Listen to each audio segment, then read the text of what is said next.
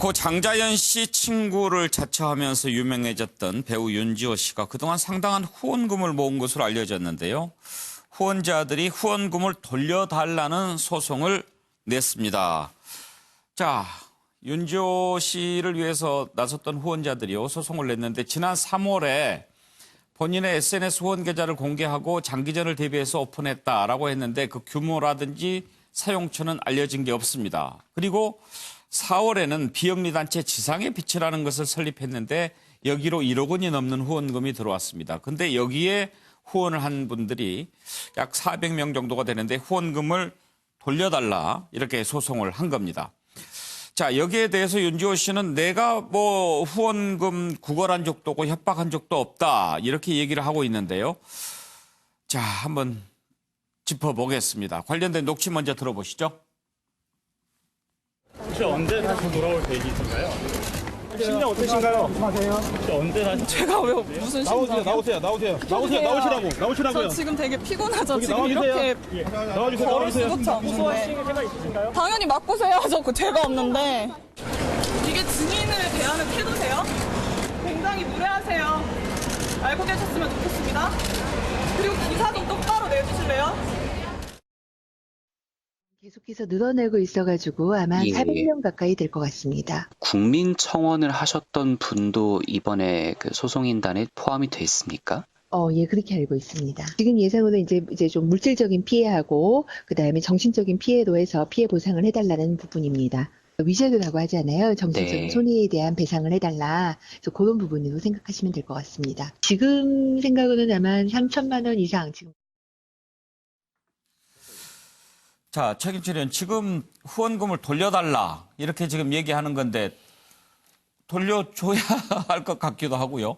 뭐 이분도 돌려주겠다. 예. 뭐 내가 모으라고 한 것도 아닌데 예. 자기들이 모아놓고 왜 나보고 이러냐 이렇게 말씀하셨는데 제가 저분이 국회에 와서 그 토론하는 것도 봤고 저 몇 번 봤는데 굉장히 달변이에요. 저 연예인 치고는 예. 국회에서 여러 사람이 모여서 특히 기자들이 질문을 하고 하면은 좀 주눅 들고 이러한 부분도 있는데 그런 부분이 없더라고요. 어쨌든 저분이 지금까지는 잘 온 것 같은데 결국 마지막에 이러한 문제가 불거진 것은 결국 저분이 정말 제대로 된 정의를 추구하기 위한 것이었는가 아니면 결국 소영주의에 빠진 것이었는가 자신 스스로 좀 돌아봐야 할 것 같고요. 예. 결국에는 여러 사람들이 결국 검증에 들어가서 이번 부분에 대해서 또 후원금 부분에 대해서 또 이렇게 말이 나온다는 것은 결국 이분이 결국 관리에 실패한 것이 아닌가. 결국 이분이 어디까지 자신이 했던 얘기가 진실인지 이런 부분에까지 또 의구심이 들기 시작하는데 좀 이런 부분에 대해서는 좀 지금 고소고발이 좀 들어간 것 같은데 좀 예. 그 수사기관에서 명확한 진실 규명이 좀 필요할 것 같습니다. 두 변호사분께 좀 여쭤보고 싶은데 현근택 변호사, 네네. 지금 이런 경우에 소송을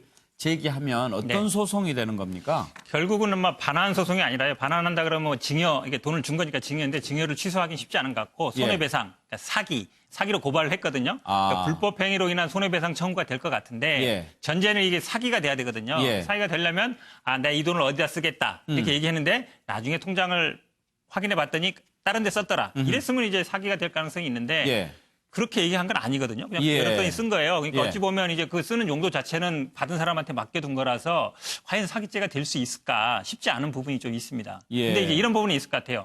민사소송을 형사 고소를 했어도 이 통장을 만약에 뭐 검찰이 다 이렇게 압수수색하지 않으면 하면 모르겠지만 그렇지 않을 수 있는데 민사소송을 제기하면 그 금융거래 조회를 해볼 수 있어요. 그럼 우리 계좌 공개했잖아요. 그 계좌에 대해서 언제부터 언제까지 만약에 제출해라. 이러면 아마 국내 계좌로 받았다 그러면 그 계좌를 볼 수가 있을 거예요. 아마 예. 공부들이. 그러면 이제 그걸 근거로 돈을 어디에 썼는지 아마 파악을 할 수 있을 것 같고 그게 만약에 문제가 되면 추가적으로 나중에 뭐 횡령이라든지 사기라든지 고발할 수는 있을 것 같은데 그러니까 불법 행위로 인한 손해배상 청구가 지금은 제가 보기에는 만만치 않은 상황이다라고. 예. 금액도 지금 어찌 보면 3천만 원밖에 안 되잖아요. 근데 받은 금액은 아마 훨씬 많을 텐데. 예. 그러니까 적은 금액이면 아마 그냥 돌려주겠다. 예. 근데 만약에 뭐 이게 막 몇 억씩 가면은 아마 그렇게 못 하겠죠. 예.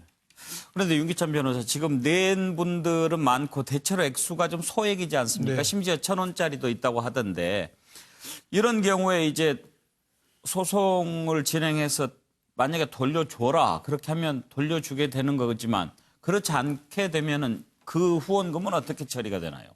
근데 이게 지금 이분이 기부금 모집에 관한 법률이 따로 있는데 예. 1,000만 원 이상 모집할 때는 이게 등록해야 되거든요. 아. 그게 하시든지 모르겠어요. 근데 어찌됐든 지금 변호사님 말씀하신 것처럼 그런 면도 있고 또 하나는 이제 기부하시는 분들 입장에서는 내가 이런 용도로 쓰고 이런 분이 이렇게 말씀하신 분이 맞다고 생각해서 기부를 했다. 예. 그러니까 내가 착오해서 기부를 했는데 알고 보니까 그게 아니라 해서 취소할 수도 있는 법적 조항이 있습니다. 그래서 예.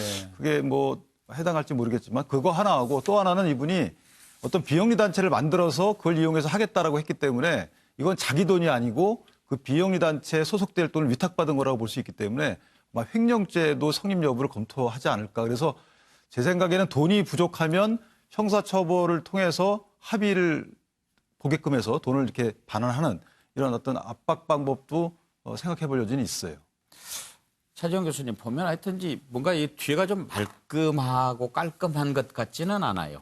그러게 말입니다. 그래서 본인도 뭐 지금 후원금 반환에 대해서 뭐 지금 본인 입장에서는 상당히 좀 억울한 측면이 있다는 식으로 이야기를 하고 있는데 뭐 많은 분들이 윤지호 씨가 진실 추구보다는 앞서 우리 이야기하신 것처럼 뭐 소유 공주의 또는 아마 개인적인 이속에 좀 더 집착했던 것이 아닐까라는 의심을 갖고 있는 만큼 본인 스스로가 이 부분에 대해서 깔끔하게 의혹을 스스로가 먼저 해명하는 노력이 필요하지 않을까 생각이 듭니다. 그렇죠.